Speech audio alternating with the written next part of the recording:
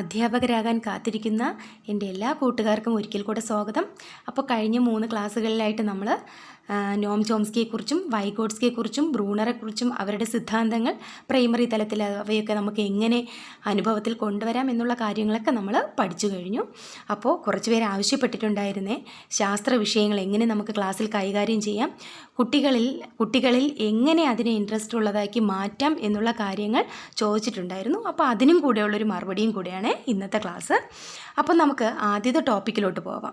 ആദ്യത്തെ ടോപ്പിക് എന്ന് പറയുന്നത് പഠന പരിമിതിയുള്ള കുട്ടികളെ തിരിച്ചറിയാനുള്ള മാർഗ്ഗങ്ങളാണ്. ഇൻ്റർവ്യൂ ബോർഡിൻ്റെ ഭാഗത്ത് നിന്ന് നമുക്ക് പ്രതീക്ഷിക്കാവുന്ന ഒരു ക്വസ്റ്റ്യനും കൂടെയാണ് ഇത്. പ്രൈമറി തലത്തിൽ നമ്മൾ ക്ലാസ് എടുക്കാൻ പോകുമ്പോൾ കുട്ടികളിലെ പരിമിതികളെ, എല്ലാ കുട്ടികളുടെ നമ്മുടെ മുന്നിൽ ഒരുപോലെയാണ് അല്ലേ. അപ്പോൾ കുട്ടികളുടെ പരിമിതി നമുക്ക് എങ്ങനെ തിരിച്ചറിയാം, അങ്ങനെയുള്ള കുട്ടികളുണ്ടെങ്കിൽ നമുക്കവരെ എങ്ങനെ തിരിച്ചറിയാം എന്നുള്ളൊരു ചോദ്യം നമുക്ക് പ്രതീക്ഷിക്കാൻ കഴിയും. അപ്പോൾ സ്വന്തം നിലവാരത്തിനനുസരിച്ച് പ്രവർത്തിക്കാൻ കഴിയാത്ത കുട്ടികളുണ്ടാവും അല്ലേ. ഇപ്പോൾ നമ്മൾ 3ലോ 4ലോ ഒക്കെ പഠിപ്പിച്ചുകൊണ്ട് നിൽക്കുകയാണെങ്കിൽ സ്വാഭാവികമായിട്ടും 6-7 വയസ്സായ കുട്ടികൾക്ക് അവരുടെ ഒരു നിലവാരമുണ്ടല്ലോ. അപ്പോൾ അതിനനുസരിച്ചിട്ടുള്ള ചില പ്രവർത്തനങ്ങൾ പോലും അവർക്ക് എന്ത് ചെയ്യാൻ പറ്റില്ല, ചെയ്യാനായിട്ട് കഴിയില്ല. പിന്നെയോ സാധാരണയായിട്ട് എല്ലാ ദിവസവും ചെയ്യേണ്ട കൊച്ചു കൊച്ചു കാര്യങ്ങൾ പോലും അവർ എന്ത് ചെയ്യില്ല, വേണ്ടത്ര ശ്രദ്ധ കൊടുക്കാറില്ല. ചിലപ്പോൾ നമ്മൾ ക്ലാസ്സിൽ ബോർഡിൽ എന്തെങ്കിലും ഒന്ന് എഴുതിയിട്ടിട്ട് അവരോട് എഴുതാൻ പറയുകയാണെന്ന് വിചാരിക്കുക. അപ്പോൾ പെട്ടെന്ന് പെൻസിലിൻ്റെ ഒരു മുനയൊടിയോ അങ്ങനെ എന്തെങ്കിലും സംഭവിച്ചാൽ അവരെന്ത് ചെയ്യും, ഇപ്പോൾ കട്ടർ എടുക്കണം, അതിനെ വെട്ടണം എന്നുള്ള ആ ഒരു ചിന്ത അവരുടെ മനസ്സിൽ എത്താറില്ല അല്ലേ. അവരെങ്ങനെ ആലോചിച്ചിരിക്കും, ഒന്നിനും ഒരു സ്പീഡ് അവർക്ക് ഉണ്ടാകില്ല. അപ്പോൾ സാധാരണയായിട്ട് ചെയ്യാറുള്ള കൊച്ചു കൊച്ചു കാര്യങ്ങൾ പോലും അവരെന്ത് ചെയ്യാറില്ല, ശ്രദ്ധിക്കാറില്ല. പിന്നെ അടുത്ത കാര്യം എന്താണ്, ആരുടെയും നിർബന്ധമില്ലാതെ ഒന്നും എന്ത് ചെയ്യില്ല, സ്വന്തമായിട്ട് ചെയ്യാൻ അവർ തയ്യാറാകില്ല. ഇപ്പം നമ്മൾ ക്ലാസ്സിൽ പോകുമ്പോൾ തന്നെ ഇപ്പോൾ സബ്ജക്റ്റ് ഏത് വിഷയമാണ് പഠിപ്പിക്കുന്നതെന്ന് അറിയാവുന്ന കുട്ടികൾ എന്ത് ചെയ്യും, പെട്ടെന്ന് പോയി ആ ടെക്സ്റ്റും ബുക്കും ഒക്കെ അങ്ങ് എടുക്കും അല്ലേ. പക്ഷേ ഇങ്ങനെ ഈ പഠന പരിമിതിയുള്ള കുട്ടികൾ എന്ത് ചെയ്യില്ല, അവർ ഇതിനോട് എന്ത് ചെയ്യില്ല, അവർ ഒരുമിച്ച് പോകാറില്ല. അവർ പെട്ടെന്ന് തന്നെ ടെക്സ്റ്റോ ബുക്കോ എന്നിട്ട് നമ്മൾ അവരോട് അങ്ങോട്ട് പറയേണ്ടി വരുന്നു അല്ലേ.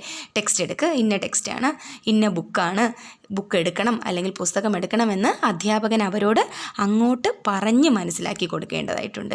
പിന്നെയോ അല്പം മുൻപ് പറഞ്ഞ കാര്യങ്ങൾ പോലും സ്വയം എന്ത് ചെയ്യില്ല അവർ ഓർത്തെടുക്കാറില്ല.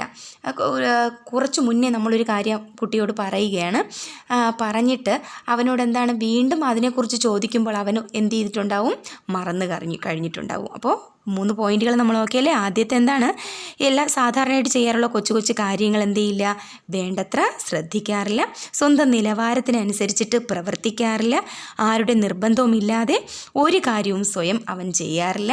പിന്നെയോ തൊട്ടു മുന്നേ പറഞ്ഞ കാര്യങ്ങൾ പോലും അവൻ എന്ത് ചെയ്യില്ല, ഓർത്ത് എടുക്കാറില്ല. പിന്നെ അടുത്തൊരു കാര്യം എന്താണ്, അധ്യാപകർ നിർദ്ദേശിക്കുന്ന കാര്യങ്ങൾ അല്ലെങ്കിൽ പാഠഭാഗത്തിൻ്റെ കാര്യങ്ങൾ സ്വയം മനസ്സിലാക്കുന്നതിന് ബുദ്ധിമുട്ട് നേരിടുന്ന അവസ്ഥ അല്ലേ. ചില കാര്യങ്ങൾ നമ്മളിങ്ങനെ പറഞ്ഞു കൊടുക്കാറുണ്ട്, ചെറിയൊരു ഇൻട്രൊഡക്ഷനോ അല്ലെങ്കിൽ എന്തെങ്കിലും ഒരു സൂചനയോ കൊടുക്കുമ്പോൾ സാധാരണ കുട്ടികൾ എന്ത് ചെയ്യാറുണ്ട്, അതിനുള്ള മറുപടി വേഗത്തിൽ വിളിച്ചു പറയും അല്ലേ. പെട്ടെന്ന് തന്നെ അവരതിനെക്കുറിച്ച് പറയും. നമ്മളിപ്പോൾ ഒരു പൂമ്പാറ്റയെക്കുറിച്ച് പറയുകയാണെങ്കിൽ ആദ്യം എന്ത് പറയും, പിന്നെ പൂക്കളെ തേടി നടക്കുന്നു അല്ലേ, പൂക്കളിൽ നിന്ന് തേൻ നികരുന്നു. ഇത് പറയുന്നതിന് മുന്നേ തന്നെ കുട്ടി പറയും അത് പൂമ്പാറ്റയാണെന്ന്. പക്ഷേ ഇത്തരത്തിലുള്ള പഠന പരിമിതിയുള്ള കുട്ടികൾ എന്ത് ചെയ്യാറില്ല, ഇത്തരത്തിലുള്ള സൂചനകൾ കൊടുത്താൽ പോലും അവർ എന്ത് ചെയ്യുന്നില്ല, അതെന്താണെന്ന് മനസ്സിലാക്കുന്നില്ല. പിന്നെയോ ക്ഷമയോടെ ചെയ്യേണ്ട സ്വന്തം കാര്യങ്ങൾ പോലും അവരെന്ത് ചെയ്യുന്നില്ല, വേണ്ടത്ര നല്ല വൃത്തിക്ക് അവരത് ചെയ്യാറില്ല അല്ലേ. ക്ഷമയോടെ ചെയ്യേണ്ടുന്ന കാര്യങ്ങൾ, പിന്നെ കാലിലിടുന്ന ചെരുപ്പായിരുന്നാലും അത് കറക്റ്റായിട്ട് ഇടണം, അല്ലെങ്കിൽ സ്കൂൾ ബാഗ് അത് കൃത്യമായിട്ട് എവിടെയാണ് വയ്ക്കേണ്ടത്, അല്ലെങ്കിൽ ലഞ്ച് ബാഗ് എവിടെയാണ് വയ്ക്കേണ്ടതെന്നുള്ള കാര്യം പെൻസിൽ ഉപയോഗിച്ചിട്ട് അതിനെ ബോക്സിനകത്ത് കീപ്പ് ചെയ്യണം. ഇങ്ങനെയുള്ള കാര്യങ്ങൾ എന്ത് ചെയ്യില്ല, അവർ അശ്രദ്ധയോടെ മാത്രമേ ചെയ്യുകയുള്ളൂ. പിന്നെയോ സമയബോധത്തോടെ പ്രവർത്തിക്കാൻ കഴിയാതിരിക്കുക. ഇപ്പോൾ കുറച്ച് സമയം അവർക്ക് വേണ്ടിയിട്ട് കൊടുത്തിട്ട് ഒരു പ്രവൃത്തി നിങ്ങൾ ചെയ്തു തരണം എന്ന് പറയുമ്പോൾ അവരെന്ത് ചെയ്യില്ല, അതിനുള്ളിൽ അത് ചെയ്തു തീർക്കാനുള്ള കഴിവ് അവർക്ക് ഉണ്ടായിരിക്കില്ല. അത് ഏത് കാര്യത്തിൽ, ഭക്ഷണം കഴിക്കുന്ന കാര്യത്തിലായിരുന്നാലും, ചിലപ്പോൾ എഴുതുന്ന കാര്യമായിരിക്കാം, ചിലപ്പോൾ എന്തെങ്കിലും ഒരു പ്രവർത്തനം നമ്മൾ കൊടുക്കുന്നതായിരിക്കാം. സമയബന്ധിതമായിട്ട് അവരെന്ത് ചെയ്യില്ല, ആരുടെയെങ്കിലും ഒരു സഹായം അവർക്ക് എപ്പോഴും കിട്ടേണ്ടതുണ്ട്. അധ്യാപകൻ അത് ആവർത്തിച്ച് ആ കുട്ടികളോട് എന്ത് ചെയ്യണം, പറയണം, അത് ഇത് ചെയ്യുമെന്നും പറഞ്ഞിട്ട് നമുക്ക് അങ്ങനെയുള്ള കുട്ടികൾ ക്ലാസ് റൂമിൽ പോകുമ്പോൾ എന്ത് ചെയ്യാൻ പറ്റും, കാണാനായിട്ട് പറ്റും. അപ്പോൾ അങ്ങനെയുള്ള കുട്ടികളാണ് സാധാരണ പഠന പരിമിതിയുള്ള കുട്ടികളായിട്ട് നമ്മൾ എന്ത് ചെയ്യേണ്ടത് കാണേണ്ടത്. എങ്കിൽ പിന്നെ സ്വാഭാവികമായിട്ടും അതിനുള്ള ഒരു അധ്യാപകനായ നമ്മൾ എന്ത് ചെയ്യണം, അതിന് വേണ്ടിയിട്ട് കുറേ കാര്യങ്ങൾ ശ്രദ്ധിക്കേണ്ടതായിട്ടുണ്ടല്ലേ. അത്തരത്തിലുള്ള കുട്ടികളെ പഠന പരിമിതിയിൽ നിന്ന് നമുക്ക് മറികടന്ന് എന്ത് ചെയ്യാം, കൊണ്ടുവരണം. അതിന് വേണ്ടിയിട്ട് നമ്മൾ ചില കാര്യങ്ങൾ ശ്രദ്ധിക്കേണ്ടതില്ലേ? അതെന്തൊക്കെയാണെന്ന് നോക്കിയാലോ. പഠന പരിമിതിയുള്ള കുട്ടികളെ അവരിൽ നമ്മൾ എന്ത് ചെയ്യണം, മറ്റുള്ള കുട്ടികളിൽ നിന്നും അവർ കുറച്ച് വ്യത്യസ്തരാണ് എന്നുള്ള ബോധം പഠിപ്പിക്കുന്ന അധ്യാപകന് ഉണ്ടായിരിക്കണം. കാരണം എന്ന് വെച്ചാൽ ഒരു പ്രവർത്തനം നമ്മൾ ക്ലാസ്സിൽ കൊടുക്കുമ്പോൾ അല്ലെങ്കിൽ ഒരു കണ്ടൻറ്റ് നമ്മൾ ക്ലാസ്സിൽ പറയുമ്പോൾ എല്ലാ നിലവാരത്തിലുള്ള കുട്ടികൾക്ക് മനസ്സിലാകുന്ന രീതിയിലായിരിക്കണം അത് പറഞ്ഞു കൊടുക്കേണ്ടത്. ചില കുട്ടികൾ ഒരു വട്ടം പറയുമ്പോൾ തന്നെ അവർക്കത് മനസ്സിലാകും. പ്രതിഭാധനരായ കുട്ടികൾ എന്ത് ചെയ്യും, പെട്ടെന്ന് മനസ്സിലാക്കിയെടുക്കും. അവർക്ക് വേറെ ഉദാഹരണങ്ങളൊന്നും പറയേണ്ടിയില്ല. പക്ഷേ നമുക്കതല്ല അവിടെ ആവശ്യമല്ലേ. നമുക്കിവിടെ പഠന പരിമിതിയുള്ള കുട്ടിയെയും കൂടെ ആ ലെവലിലോട്ട് കൊണ്ടുവരണമല്ലോ. അതിന് വേണ്ടിയിട്ട് നമ്മൾ എന്ത് ചെയ്യണം, പഠന പരിമിതിയുള്ള കുട്ടികൾക്ക് കൂടുതൽ ഉദാഹരണങ്ങൾ പറഞ്ഞു കൊടുക്കണം അല്ലേ. ചിലപ്പോൾ ഭാഷയാണ് പഠിപ്പിക്കുന്നതെങ്കിൽ അതിനനുബന്ധമായ കഥകൾ പറഞ്ഞു കൊടുക്കണം. ശാസ്ത്ര വിഷയങ്ങളാണെങ്കിലോ അതിന് റിലേറ്റ് ആയിട്ടുള്ള കാര്യങ്ങളല്ലേ നമ്മളത് ആവർത്തിച്ച് കുട്ടിക്ക് വീണ്ടും വീണ്ടും അത് പറഞ്ഞു കൊടുക്കുമ്പോൾ അതെന്ത് ചെയ്യും, മനസ്സിലാക്കിയെടുക്കും. പിന്നെയോ കുട്ടികൾക്ക് പ്രശ്നങ്ങൾ തുറന്നു പറയുന്നതിനുള്ള അന്തരീക്ഷം നമ്മൾ ഒരുക്കി കൊടുക്കണം. ഇത്തരത്തിലുള്ള പരിമിതിയുള്ള കുട്ടികൾക്ക് അവരിലുള്ള പ്രശ്നം എന്താണെന്ന് നമ്മൾ കണ്ടെത്തണം അല്ലേ. മറ്റുള്ള കുട്ടികളുടെ മുന്നിൽ വെച്ചത് ഓപ്പണായിട്ട് ചോദിക്കുമ്പോൾ ചിലപ്പോൾ അവൻ എന്ത് ചെയ്യില്ല, അതിനുള്ള മറുപടി നമ്മളോട് അധ്യാപകരോട് പറയാറില്ല. പക്ഷെ അതിനുള്ള സാഹചര്യം നമ്മൾ തന്നെ അത് ഉണ്ടാക്കിയെടുത്ത് ഇൻ്റർവെൽ ടൈമിലോ മറ്റ് ബ്രേക്കുള്ള സമയത്തോ എന്തെങ്കിലും എന്ത് ചെയ്യണം, കുട്ടിയോട് അതിനെക്കുറിച്ച് ചോദിച്ച് മനസ്സിലാക്കിയിട്ട് അതിനുള്ള പരിഹാരം നമ്മൾ തന്നെ കണ്ടുപിടിക്കണം.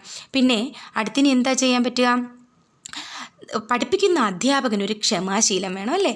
ആ ക്ഷമാശീലവും വിട്ടുവീഴ്ച മനോഭാവവും ഉള്ളവരായിരിക്കണം അല്ലേ.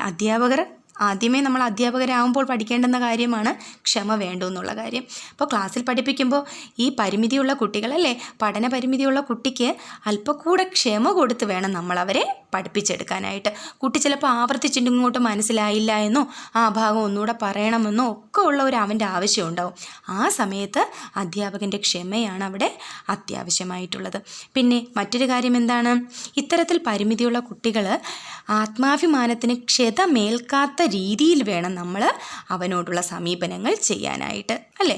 അതായത് അങ്ങനെ ഇപ്പോൾ ചിലപ്പോൾ എന്തെങ്കിലും ഒരു മൂല്യനിർണ്ണയമോ എന്തെങ്കിലും നടത്തുമ്പോൾ ഈ പഠന പരിമിതിയുള്ള കുട്ടി എന്ത് ചെയ്യും, മറ്റുള്ള കുട്ടിയെ അപേക്ഷിച്ച് സ്കോർ നില കുറഞ്ഞു നിൽക്കും അല്ലേ. അപ്പോൾ നമ്മൾ അവനെ ഒന്നും ചെയ്യാൻ പാടില്ല, മാനസികമായിട്ട് അവനെ ഒരു തരത്തിലും അവൻ്റെ മനസ്സിനെ ഹേർട്ട് ചെയ്യുന്ന രീതിയിലുള്ള ഒരു കാര്യം അധ്യാപകൻ അവൻ അവിടെ പറയാൻ പാടില്ല അല്ലേ. ആത്മാഭിമാനത്തിന് ക്ഷതമേൽക്കുന്ന രീതിയിലുള്ള സമീപനം അവിടെ അധ്യാപകൻ ചെയ്യാനായിട്ട് പാടില്ല.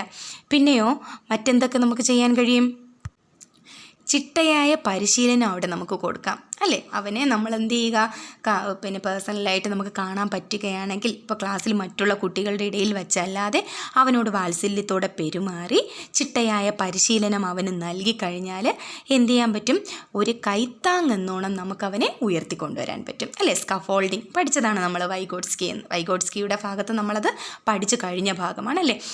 ചിട്ടയായിട്ടുള്ള ആ ഒരു കൈത്താങ് നമ്മൾ അവിടെ കൊടുക്കുകയാണെങ്കിൽ ആ കുട്ടിയെ തീർച്ചയായിട്ടും നമുക്ക് എന്ത് ചെയ്യാം, മറ്റുള്ള കുട്ടികളുടെ ലെവലിനൊപ്പം നമുക്കവനെ ഉയർത്തിക്കൊണ്ടുവരാനായിട്ട് സാധിക്കും.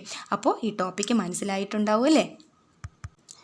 ഇനി നമുക്ക് അടുത്തൊരു ചെറിയൊരു ടോപ്പിക്കിലോട്ട് പോയാലോ. അപ്പോൾ ശാസ്ത്ര വിഷയത്തിൽ കുട്ടികൾക്ക് പ്രൈമറി തലത്തിലെ കുട്ടികൾക്ക് എങ്ങനെ താല്പര്യം ഉണ്ടാക്കിയെടുക്കാം എന്നുള്ള ചോദ്യം ഇൻ്റർവ്യൂ ബോർഡിൻ്റെ ഭാഗത്തു നിന്ന് സ്ഥിരം ഉണ്ടാകാറുള്ളതാണ്.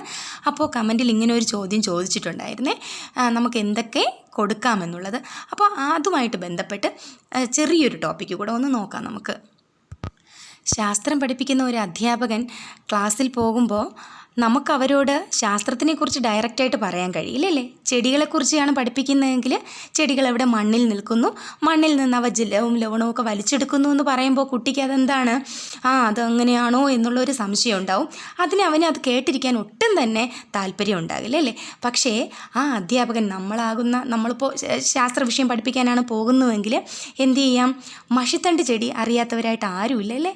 ഒരു ബോട്ടിൽ കുറച്ച് മഷി എന്തെങ്കിലും കലർത്തിയിട്ട് റെഡോ ബ്ലൂവോ എന്തെങ്കിലും ഒന്ന് കലർത്തി അതിൽ മഷിത്തണ്ട് ചെടിയെ ഒന്ന് മുക്കി വെച്ചിട്ട് ക്ലാസ്സിൽ നമ്മൾ കൊണ്ടുപോയി അവരുടെ മുന്നിൽ വെച്ച് തന്നെ ആ പ്രവൃത്തി ചെയ്യുമ്പോൾ കണ്ണിലത് കാണുകയാണ്. അല്പം കഴിയുമ്പോഴത്തേക്കും മഷിത്തണ്ട് ചെടിയുടെ തണ്ട് എന്ത് നിറമാകുന്നു, ഏത് മഷിയിലാണോ മുക്കി വെച്ചത് ആ നിറത്തിലാകുന്നു അല്ലേ.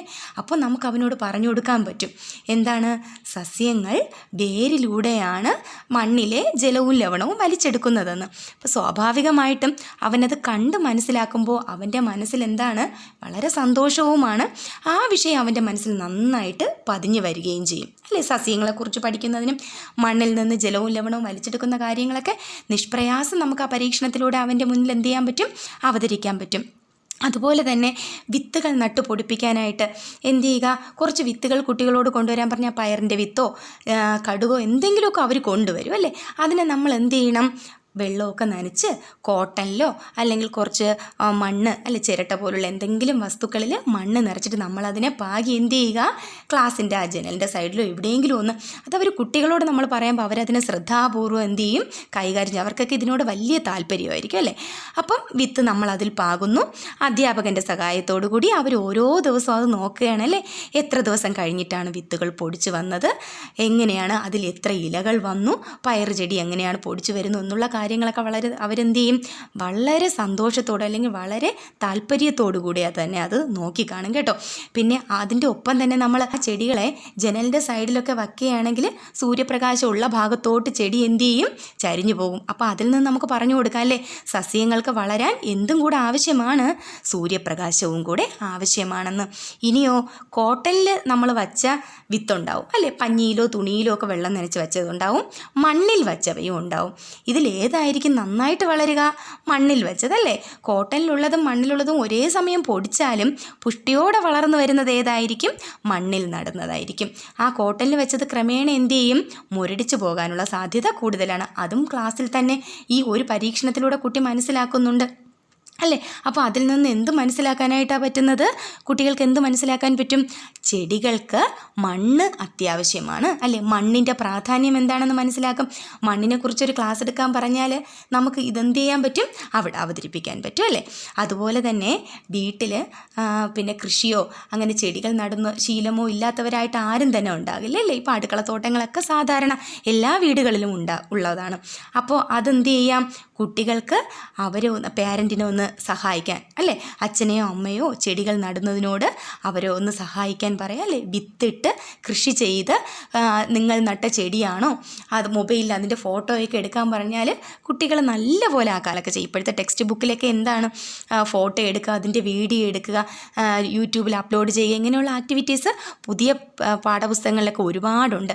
ഇങ്ങനെയുള്ള പ്രവർത്തനങ്ങൾ കുട്ടികൾക്ക് കൊടുക്കുമ്പോൾ അവർ ഒന്നാമത്തെ ദിവസം ചെടി വളർന്നത് ഇത്രയാണ്, അതിൻ്റെ ഫോട്ടോ ഇതാണ് എന്ന് പറഞ്ഞ് വീഡിയോ ഒക്കെ അവർ സുഖമായിട്ട് എന്ത് ചെയ്യും, എടുത്തിട്ട് വരും. അപ്പോൾ പ്രൈമറി തലത്തിലൊക്കെ അങ്ങനെയുള്ള കാര്യങ്ങളൊക്കെ പ്രവർത്തനങ്ങളൊക്കെ ധാരാളം അവരുടെ ടെക്സ്റ്റ് ബുക്കുകളിലൊക്കെ ഉണ്ട്.